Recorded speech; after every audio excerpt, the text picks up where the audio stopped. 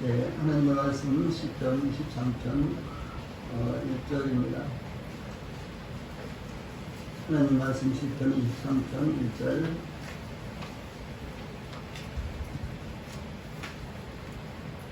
네, 제가 먼저 공독을 해드리겠습니다. 여호와는 나의 목자시니 내게 부족함이 없으리로다. 아멘. 자, 앞에 보시고 같이 한번 읽읍시다. 시작.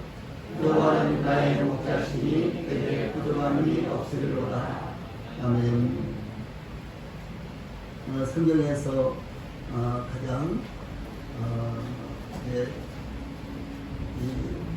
즐겨 읽는 구절이 시편 23편이요. 그 중에서도 시편 23편 1절. 여호와는 나의 목자시니 내게 부족함이 없으리로다 라고 하는 이와 같은 구절입니다.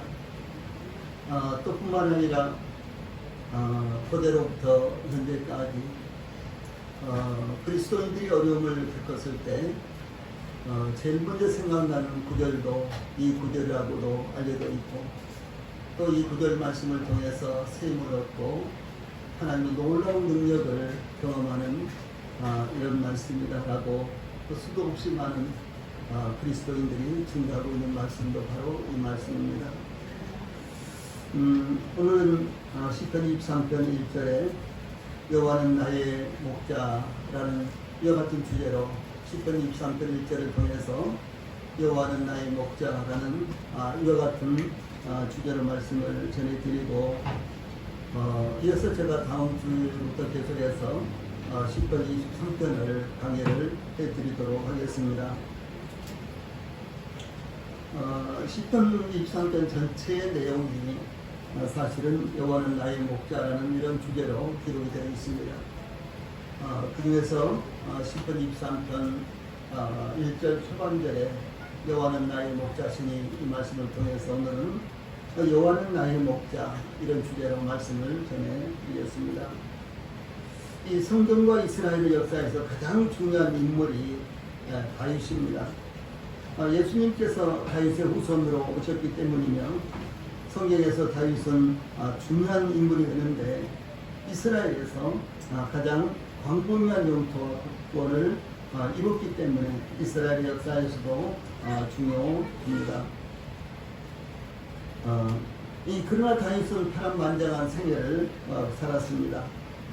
베들레헴의 작은 성읍에 이름 없는 이새의 가문의 막내 아들 8째로 태어났으나 하나님의 부르심을 받아 이스라엘 왕으로서 기름 부음을 받았고, 그런데 그때부터 생사를 오가는 무려 13년 동안이나 지속된 고난의 시간이 시작이 되었습니다.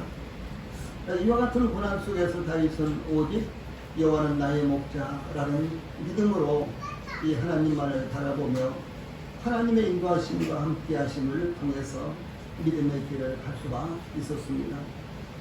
우리는 다윗처럼 하나님의 부르심을 받아서 작은 예수로서, 또한 작은 다윗으로서 우리의 목자가 되신 여호와 하나님은 우리에게 어떤 분이신지 상고함으로 우리의 믿음을 더욱 견고하게 하는 계기가 되시기를 바랍니다. 이 본문 말씀을 통해서 우리가 제일 먼저 생각하게 되는 것은 여호와 하나님의 이름입니다. 이 여호와라는 이름이 성경에서 제일 먼저 나오는 것은 창세기 2장 4절에서 여호와 하나님이 천지를 창조하신 때에 천지에 창조된 계략이 이러하니라 라는 것입니다. 또한 여호와라는 이와 같은 이름의 의미를 밝히신 것은 모세가 미디안 광야에서 이드로의 양물을 칠 때였습니다. 모세가 이드로의 양물을 치면서 광야 서편으로 옮겨갔을 때 떨기나무에 불이 붙었는데 계속해서 타고 있었습니다. 당연히 떨기나무에 불이 붙었으면 불을 타버리고 그리고 제가 되겠죠. 그런데 떨기나무는 그대로 있는데 불을 활활 붙어서 타고 있었다는 것이죠. 모세는 너무나 신비스러워서 가까이 다가갔을 때 이 하나님께서 모세를 부르시고 이렇게 말씀하십니다. 나는 내 조상의 하나님이니 아브라함의 하나님, 이삭의 하나님, 야곱의 하나님이니라. 내가 애굽에 있는 내 백성의 고난을 분명히 보고 그들이 그들의 감독자로 말미암아 부르짖음을 듣고 그 근심을 알고 내가 내려가서 그들을 애굽인의 손에서 건져내고 그들을 그 땅에서 인도하여 아름답고 광대한 땅, 젖과 꿀이 흐르는 땅, 곧 가나안 족속, 헷 족속, 아모리 족속, 브리스 족속, 히위 족속, 여부스 족속의 지방에 데려가려 하노라. 이제 가라. 이스라엘 자손의 부르짖음이 내게 달하고 애굽 사람이 그들을 괴롭게는 학대도 내가 보았으니 이제 내가 너를 바로에게 보내어 너에게 내 백성 이스라엘 자손을 애굽에서 인도하여 내게 하리라. 이렇게 말씀을 하셨습니다. 그때 이제 모세는 내가 누구이기에 바로에게 가며 이스라엘 자손을 애굽에서 인도하여 내리까 라고 이렇게 말씀드리자, 이렇게 말씀드린 것은 사실은 모세는 애굽에서 자기 백성들을 위해서 못을 좀 하려다가 발각이 나서 오히려 광야로 도망을 나왔거든요. 예, 그러므로 이 모세는 하나님의 부르심을 받았을 때 내가 누구가 한데 애굽에 가서 바로 왕 앞에 설 수가 있겠습니까? 라고 이렇게 반문을 한 것입니다. 그때 하나님께서 내가 반드시 너와 함께 있으리라. 내가 그 백성을 애굽에서 인도하여 낸 후에 너희가 이 산에서 하나님을 섬기리니 이것이 내가 너를 보낸 증거니라 라고 이렇게 말씀을 하셨습니다. 그런데 모세는 또다시 하나님 앞에 질문을 합니다. 내가 이스라엘 자손에게 가서 이르기를 너희의 조상의 하나님이 나를 너희에게 보내셨다 하면 그들이 내게 묻기를 그의 이름이 무엇이냐 하리니 내가 무엇이라고 그들에게 말하리까. 그때 하나님께서 말씀하시기를 나는 스스로 있는 자인이라. 또 이르시되 너는 이스라엘 자손에게 이같이 이르기를 스스로 있는 자가 나를 너에게 부르셨다 하라. 하나님이 또 모세에게 이르시되 너는 이스라엘 자손에게 이같이 이르기를 너희 조상의 하나님 여호와 곧 아브라함의 하나님, 이삭의 하나님, 야곱의 하나님께서 나를 너희에게 보내셨다 하라. 이는 나의 영원한 이름이요 대대로 기어갈 나의 칭호니라 라고 이렇게 말씀을 하십니다. 이때 비로소 하나님께서, 물론 그 앞에도 여호와라는 단어가 명칭이 많이 나옵니다만 바로 여호와라는 명칭이 무엇이냐라는 것을 이렇게 제시를 합니다. 여호와, 이 명칭은 나의 영원한 이름이요 대대로 기어갈 나의 칭호니라 이렇게 말씀하시면서 이 말씀을 하시기 전에 두 번이나 나는 스스로 있는 자인이라 이렇게 말씀을 하십니다. 바로 그 밑에 있는 부분인데 그 밑에 말씀 보면은 스스로 있는 자가 이렇게 돼 있죠. 그래서 하나님은 스스로 계신다는 거죠. 우리는 어떻습니까? 우리는 스스로 존재하는 것이 아니죠. 예, 우리는 우리가 이 세상에 태어날 때가 있고 그리고 이 세상에서 이제 사라질 때가 있습니다. 세상의 모든 만물이 사실은 스스로 있는 것이 아닙니다. 그런데 오직 하나님만이 스스로 존재하신다는 것이죠. 누구 간섭이나 누구의 도움을 받고 계시는 것이 아니라 하나님만이 유일하게 스스로 계신 분이십니다. 유일하게 하나님께서 스스로 계신 분이시기 때문에 저희들을 지으셨고 저희들의 생사화복을 주관하고 계시네요. 그분이 바로 주권자이시다 라는 사실을 저희들에게 이렇게 말씀을 주고 계십니다. 그런데 하나님께서 이 모세에게 최초로 밝히신 하나님의 이름은 나는 스스로 있는 자이니라 이런 말씀입니다. 나는 스스로 있는 자이니라. 이 스스로 있는 자이니라 라는 뜻은 어제도 오늘도 내일도 살아계셔서 역사하시는 영원하신 하나님, 이런 의미가 됩니다. 즉 하나님께서 모세와 이스라엘 앞에 나는 스스로 있는 자이니라 라고 밝히신 것은 이스라엘 백성들의 삶 속에서 과거에도 역사하셨던 것처럼 미래의 역사의 현장에서도 역사하실 것을 의미하는 이와 같은 호칭이 되는 것입니다. 그러므로 스스로 있는 분, 나는 스스로 있는 자이니라, 이 호칭은요 굉장히 중요합니다. 그리고 이것이 그럼 호칭으로 사용되지는 않았고 하나님의 이 본질에 대해서 설명하는 말씀입니다만 이 말씀은 대단히 하나님의 어떤 분이신가에 대해서 우리들에게 대단히 중요한 말씀이 된다라고 하는 사실입니다. 예, 그러므로 하나님께서 모세와 이스라엘에게 출애굽과 더불어 이스라엘 백성들의 광야 생활에서 모세에게 나타나신 여호와 하나님이 어떤 하나님이신지 깨달으며 또 하나님의 약속을 의지하며 살아가라라고 하는 것이었습니다. 그래서 이스라엘 백성들이 애굽에서도 그리고 애굽에서 나와서 광야에서도 많은 그야말로 파란만장한 일들이 있었죠. 그런데 그때마다 우리를 지으시고 우리를 선택하시고 이스라엘을 지으시고 이스라엘을 선택하시고 이스라엘을 인도하시는 그 하나님이 어떤 분이신가를 기억하고 이겨내라. 그리고 그것을 의지하고 하나님을 이제 바라봐라 라고 하는 것이었습니다. 하나님께서 자신을 나는 스스로 있는 자인이라고 밝히신 것은 하나님의 이름을 말씀하신 것이 아니라 하나님의 독특성을 밝혀주신 것입니다.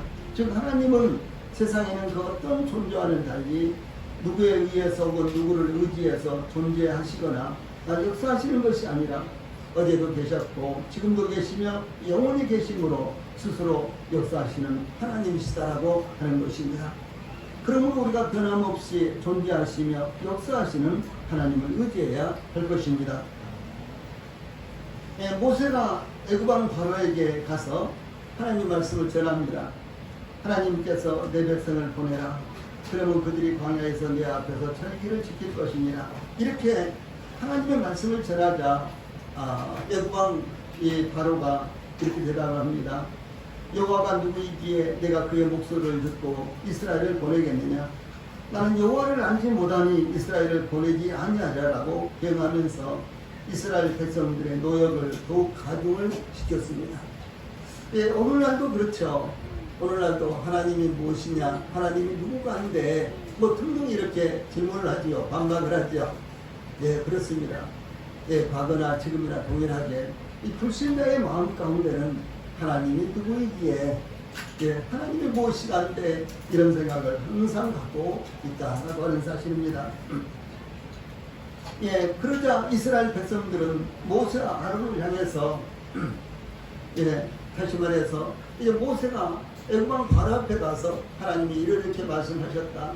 내 백성을 보내라. 그들이 광야에서 나를 섬길 것이다. 이렇게 하나님의 말씀을 증거하자 바로가 이 이스라엘 백성들이 편안하니까 이스라엘 백성들이 마음에 여유가 있으니까 별별 생각을 다 한다. 이렇게 하면서요 그들에게 강제 노동을 시켰는데 그 일을 더욱더 가혹하게 일을 시켰다는 것이죠. 그래서 이제 이스라엘 백성들은 오히려 더 어려움이 됐습니다. 그러니까 모세와 아론을 향해서 이스라엘 백성들이 너희가 우리를 바로의 눈과 그의 신하의 눈에 미운 것이 되게 하고 그들의 손에 칼을 주어 우리를 죽이게 하는 거라. 여호와는 너희를 살피시고 판단하시기를 원하노라 라고 이렇게 오히려 대항을 했습니다. 그때 모세는 하나님께 나가서 주여 어찌하여 이 백성이 학대를 당하게 하셨나이까? 어찌하여 나를 보내셨나이까? 내가 바로에게 들어가서 주의 이름으로 말한 후로부터 그가 이 백성을 더 학대하며 주께서도 주의 백성을 구원하지 아니하시나이다. 이렇게 이제 단언합니다.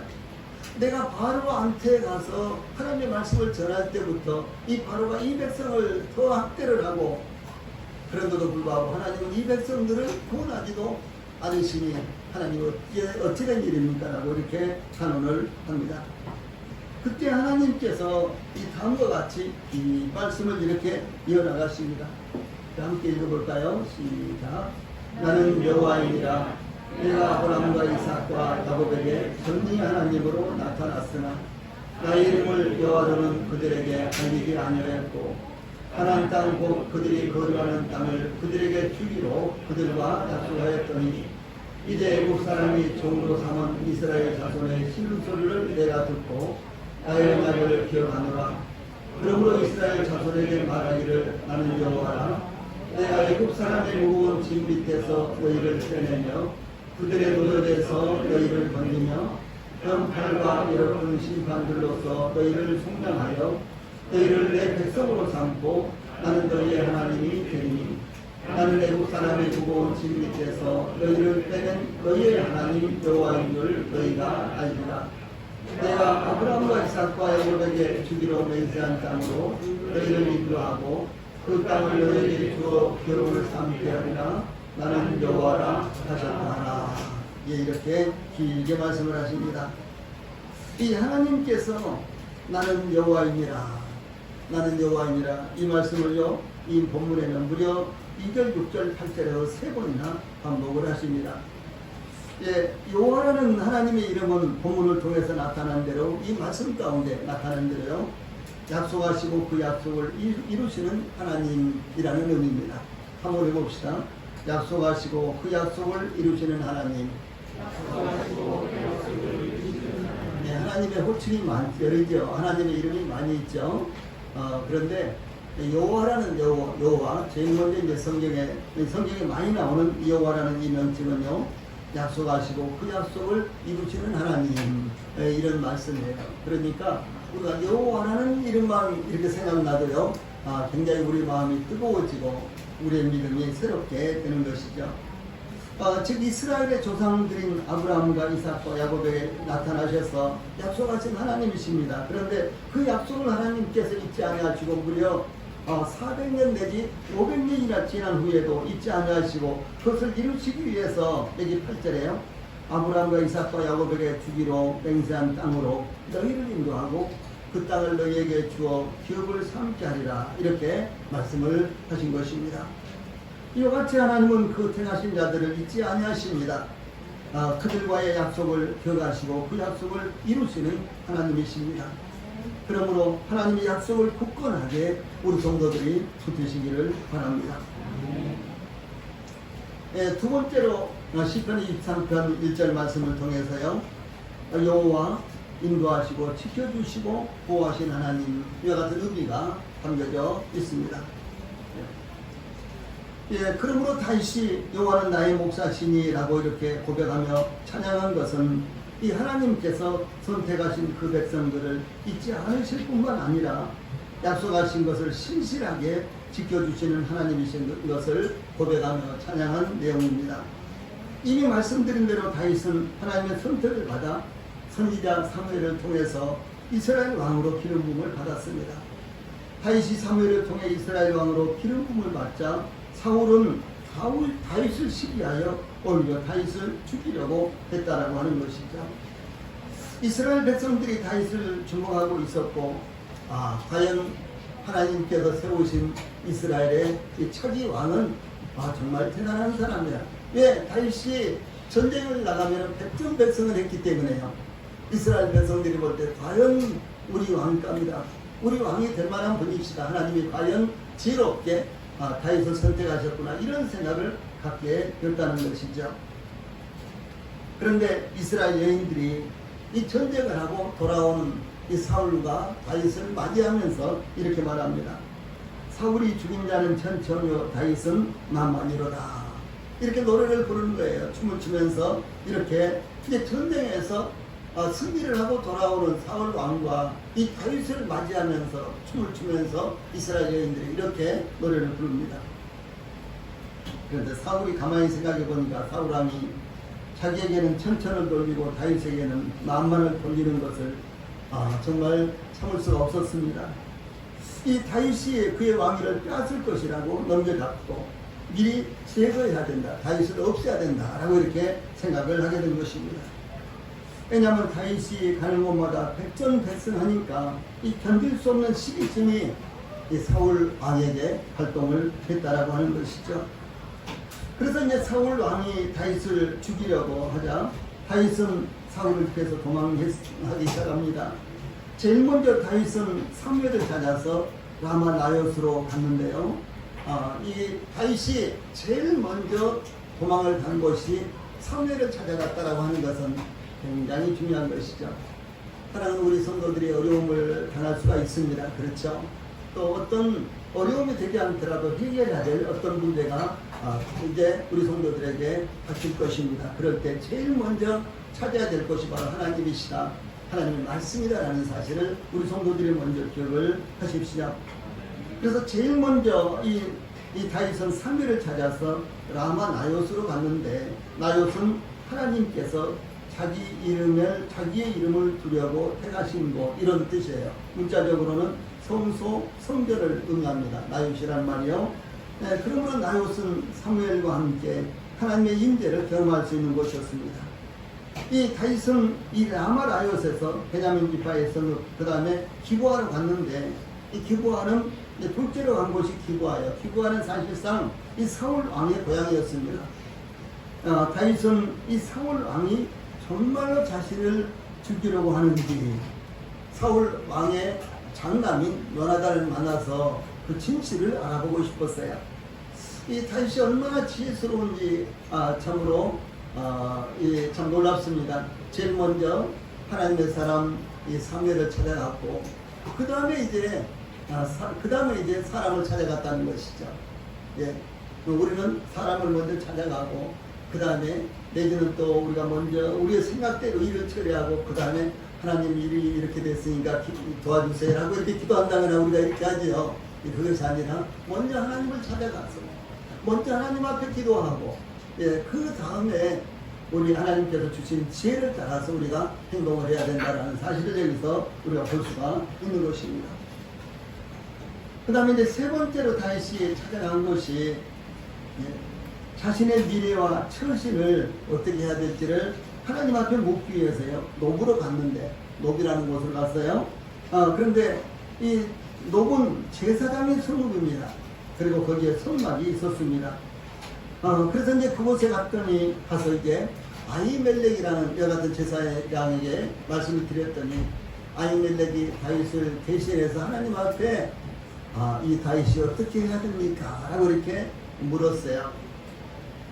그 내용은 나오지 않습니다. 그래서 이제 제사장 아히멜렉이 다윗을 대신하여 하나님 앞에 묻고 다윗에게 음식과 골리앗의 칼을 주었습니다. 그런데 그 다음에 이제 다윗은 위기가 더욱 고조되자 블레셋의 이 가드 왕 아기스를 찾아갔습니다. 그러나 블레셋 사람들에 의해서 생명의 위협을 받자 미친 척하면서 막 침을 질질 이렇게 막 흐르면서요.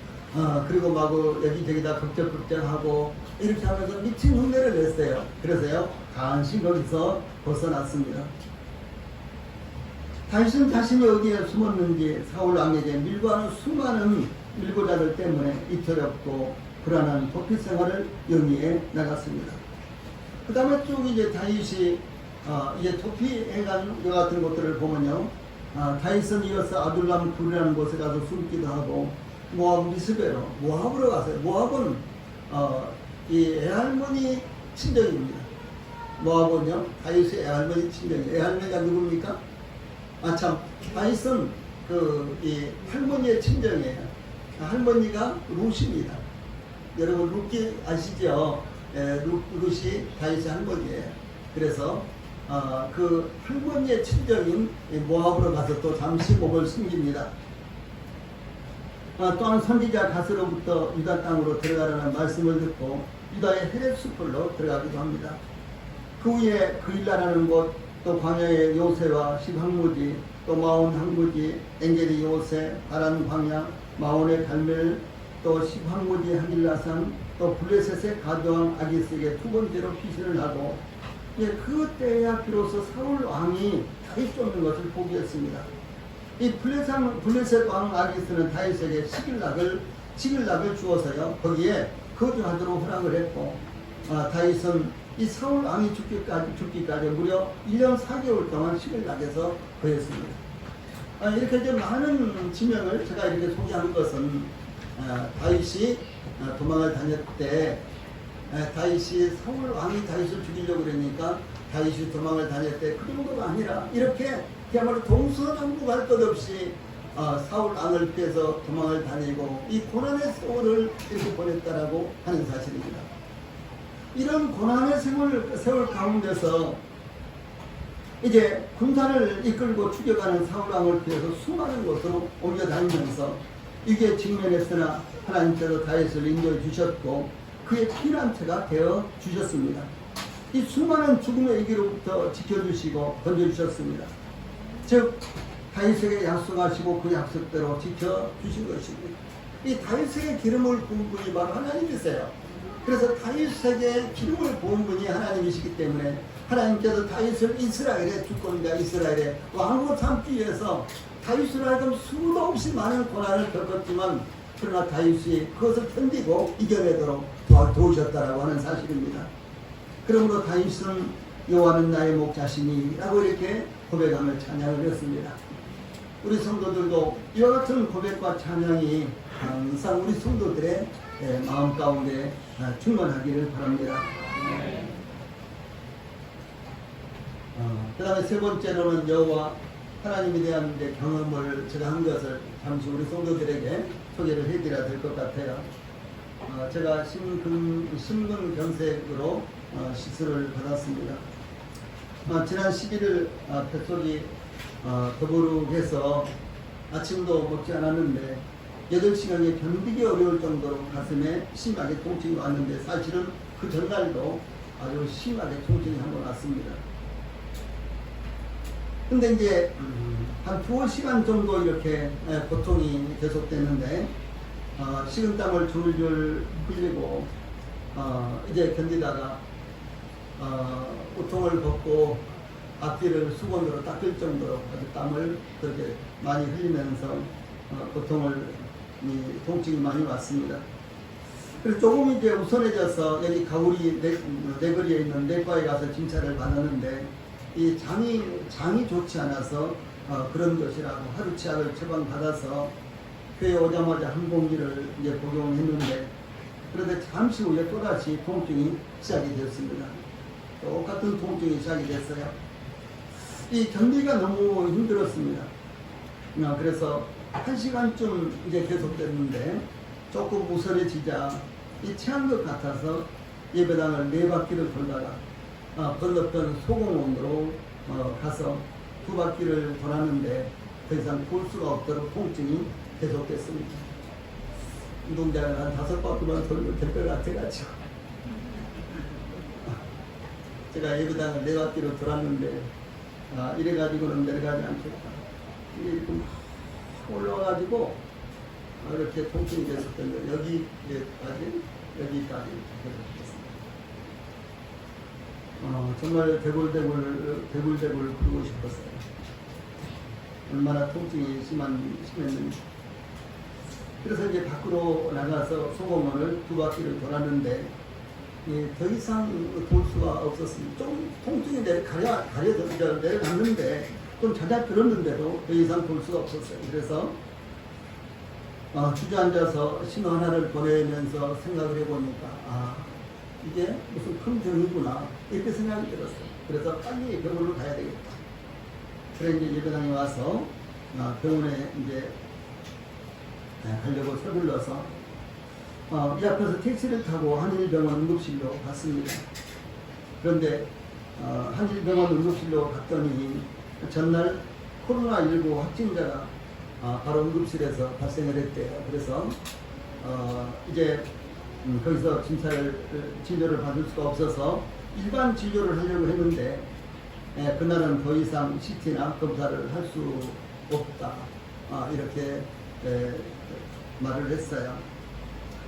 그래서 하는 수 없이 이제 한일병원에서 이제 거기 들어오는 택시를 타고 을지병원이 크니까 을지병원으로 가자라고 이렇게 이제 둘이서 이제 집사람과 이야기를 하고 택시를 타고 이제 이렇게 나와서 이제 가는데 왜 을지병원으로 가려고 그러냐 이렇게 택시기사가 묻더라고요. 그래서 을지병원이 크니까 을지병원으로 가려고 한다니까 백병원이 더 크지 않아요? 그러더라고요.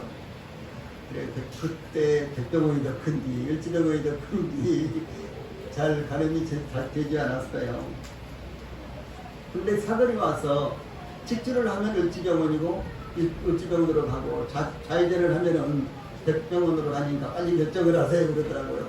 신호 대기에서요. 그래서 백병원으로 가는 게 낫겠다 싶어서 그럼 백병원으로 갑시다 해서 좌회전으로 해서 백병원으로 갔어요. 그래서 이제 이 좌회전을 해서 상계 백병원으로 이렇게 갔는데 백병원이 이제 일단 응급실로 이제 가려고 했는데 백병원이 더 이 부분에 대해서 잘하는지 또 내가 무슨 병인지 내지는 또 을지병원으로 가야 되는지 전혀 가늠할 수가 없었기 때문에 일단 이제 병명조차도 알 수가 없었기 때문에요. 백병원으로 갔습니다. 그래서 이제 상계백병원에 도착해서 응급실에 접수를 하고 대기실에서 기다리는데 이 대기하는 사람들이 아주 많았습니다. 근데 이제 의사가 나와서 한 사람씩 왜 왔느냐 이렇게 이제 물었는데 이제 저 차례가 들어와서 이러이러하게 이제 통증이 왔다고 하니까 즉시 저를 데리고 응급실로 들어갔습니다. 응급실로 들어가자마자 대여섯 명의 의사들이 달려들어서 혈압을 재고 사진을 찍고 피를 뽑고 아주 정신이 없었어요. 그러면서 그들이 말하기를 심근경색이라고 하면서 분초를 다툰다고 하면서요. 이제 즉시 6층에 시술실로 올라가면서 오늘 마침 시술을 잘 하시는 교수님이 계시니까 잘 됐다라고 하면서 저한테 너무 걱정하시지 마시라 이렇게 말씀하셨습니다. 단 한 번도 심근경색이 저에게 올 것이라고는 생각하지 못했습니다. 제가 평상시에 숨 쉬는 것에 무슨 부담이 있었다든가, 제가 달리기 잘하거든요. 달리기도 즐겨하고, 그리고 또 운동도 계속해 왔고, 그렇기 때문에 심근경색이 저한테 온다는 것은 전혀 예측하지 못했습니다. 또 시술실에 이제 들어갔는데 아직도 피검사도 나오지 않고 마취도 하지 않은 상태에서 여러 개 주사를 주렁주렁 매달고 시술을 했습니다. 그래서 그 시술실에 들어가서 하는 이야기들을 들어보니까 마취하지 말고 빨리 해. 이렇게 그 의사가 이제 그 주임 의사가 지시를 하고 아무튼 이렇게 정신없이 이제 이렇게 추진이 됐어요. 시술은 이제 여기 왼쪽 손목에서부터 이렇게 이제 여기서 이렇게 주사를 넣어가지고 이렇게 들어가기도 하고 여기 이제 사타구니에서 이렇게 해서 이렇게 들어가기도 하는데 근데 이제 여기서 이렇게 들어갔는데 잘 들어갔어 됐어 그냥 여기 이렇게 해 이렇게 하면서 이제 여기서 하더라고요. 고통이 굉장히 심했어요. 그런데도 이야기는 조금씩 이렇게 들리잖아요. 그래서 이야기를 들으니까 이제 그러더라고요. 그래서 왼쪽 손목 부분의 혈관에다가 이제 어깨로 해서 가슴으로 들어가는데 이 통증으로 인해서 정확하게 어떻게 얼마 동안 시술이 진행되는지 전혀 알 수 없었습니다. 네, 그래서 통증으로 인해서 끝날 때까지도 이제 끝나는지도 모르고 아무튼 계속 시술이 됐고요. 다만 이제 의사가 어르신 시술이 다 끝났는데 시술이 잘 되었습니다 라고 이렇게 말을 하자 그때야 시술이 끝났구나 이렇게 생각이 들었어요. 그러니까 뭘 어떻게 하는지 전혀 이렇게 아무튼 저기 이 통증이 전체적으로 왔고 여기가 굉장히 자꾸 바늘을 쑤시는 것처럼 이렇게 딱 따갑고 이런 일이 계속 하더라고요. 아마 시술 아니라고 그랬던 것 같아요. 시술이 끝난 후에 시술실에서 이제 그 침대로 중환자실로 옮기기 위해서 복도로 이제 갔는데 집사람이 거기서 기다리고 있다가 고생했다고 이렇게 말을 했는데 눈물이 핑 이렇게 돌더라고요. 근데 이제 곧바로 중환자실로 옮겨져서 이제 하루 동안 이제 이렇게 보냈습니다. 근데 그 통증은 여러 가지 통증이 그렇게 심하지는 않았는데 통증이 계속됐고 좀 심하게 올 때는 이 조그만 약을 하나 이렇게 혀 밑에다가 넣기더라고요. 그래서 이제 그것을 이제 물고 계시라고 이렇게 하고 이렇게 계속해서 했습니다. 근데 이제 응급실에서 이렇게 심근경색증이다 하는 말을 듣고 의사들이 일사천리로 시술실로 옮겨서 시술을 하는 동안 딱 한 가지가 생각났어요. 그것은 여호와는 나의 목자시니 내게 부족함이 없으리로다. 그 말씀이 계속해서 생각났습니다. 여호와는 나의 목자시니 내가 부족함이 없으리로다. 그 말씀 하나만 생각이 났습니다. 이 심근경색이라는 말을 들을 때도 통증은 심했지만 그러나 마음만은 참 편안했습니다. 사나 죽으나 주님의 것이니까 살아도 주를 위해서 살고 죽어도 주를 위해서 죽는다면 영광이라는 생각이 들었습니다. 죽음으로 세상을 떠나는 문제에 대해서는 저는 전혀 두려움이 없습니다. 옛날에는 제가 복음받고 팔팔할 때는 복음을 전하고 하고 이것저것 동분서주하고 복음을 전하러 다닐 때는 죽음 뭐 깊이 생각도 못 해봤지만 두려움을 갖고 있었죠. 그런데 상당히 오래전부터는 이 죽음에 대해서 저는 전혀 두려움이 없습니다. 주님이 오늘 저를 데려가시든지 내년에 데려가시든지 간에 주님이 데려가시면은 나는 기쁨으로 하나님 앞에 가야 하고 또 갈 수 있다라는 이와 같은 생각이 어느 때부터 제 마음 가운데 들어왔습니다. 그래서 죽음에 대해서는 전혀 두려움이 없었는데 이렇게 중환자실에 와서 누워있는데 딱 한 가지만 걱정이 됐어요. 그건 바로 교회입니다. 네, 한 가지만 걱정이 됐어요. 제가 걱정 없습니다. 그렇죠? 근데 한 가지만 항상 걱정이 있는데 그것은 바로 교회입니다. 평상시도 마찬가지입니다. 그리고 나서 이제 좀 여유가 생기니까 중환자실에 들어와서요. 우리 교회 아이들이 하나씩 이렇게 생각이 나더라고요. 현소도 생각나고 세련이도 생각나고 지호 사랑이 혜교 뭐 이렇게 하엘이 하늘이 막 이렇게 하나씩 생각이 나더라고요. 네. 그러면서 하나님 이들을 지켜주십시오. 이들이 주님 안에서 잘 되도록 지켜주십시오. 이런 기도가 됐습니다.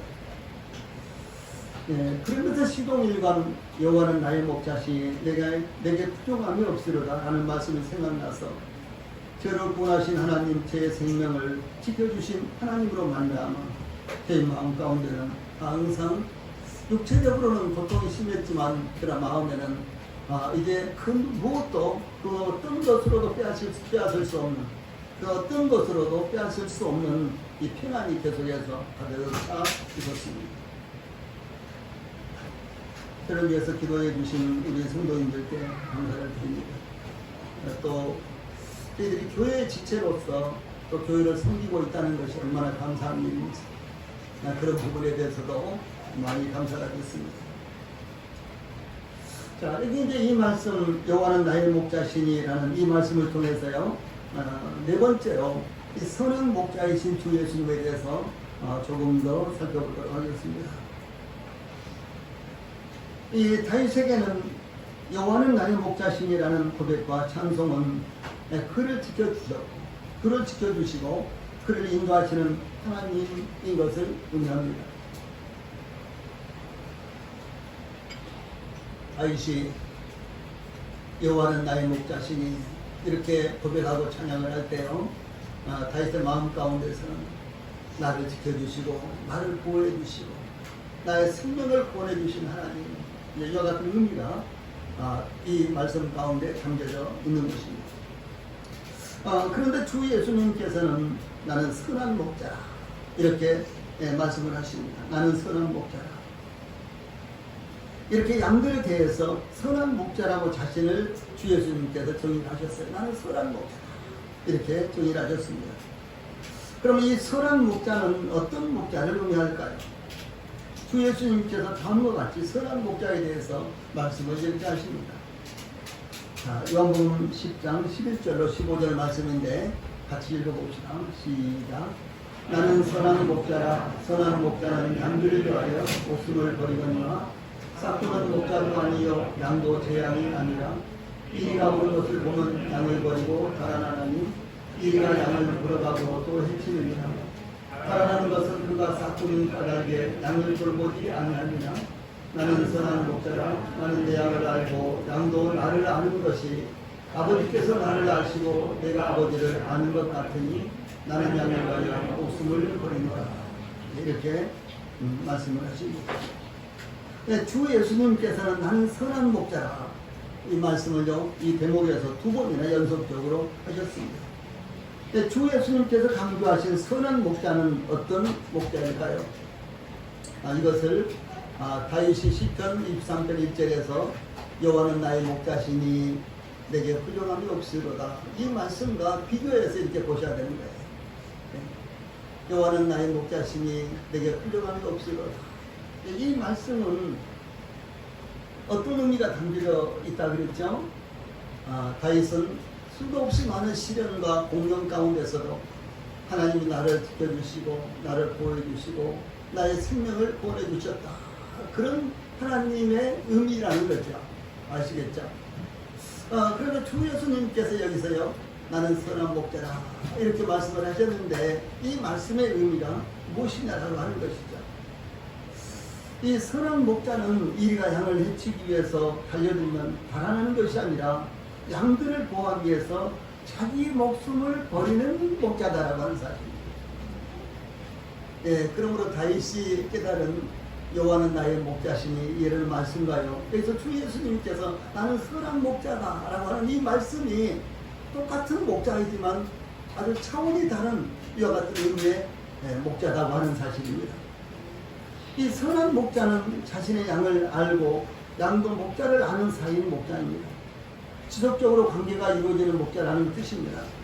이끄시고 인도하시고 함께하는 목자입니다. 그것은 마치 하나님께서 예수님을 알고 예수님께서 하나님을 아는 것처럼 양들을 위해 자신의 목숨을 버림으로 이루어지는 관계다라고 하는 것입니다. 그래서 주 예수님께서 선한 목자고 우리는 양이잖아요. 이 관계가 단순히 지켜주시고 보호해주시고 우리의 생명을 구원해주신 목자를 넘어서서 선한 목자는 우리를 위해서 자신의 생명까지도 내어주시는 목자다라고 하는 이런 관계를 주 예수님께서 여기에서 나는 선한 목자다 이렇게 말씀을 하시는 것입니다.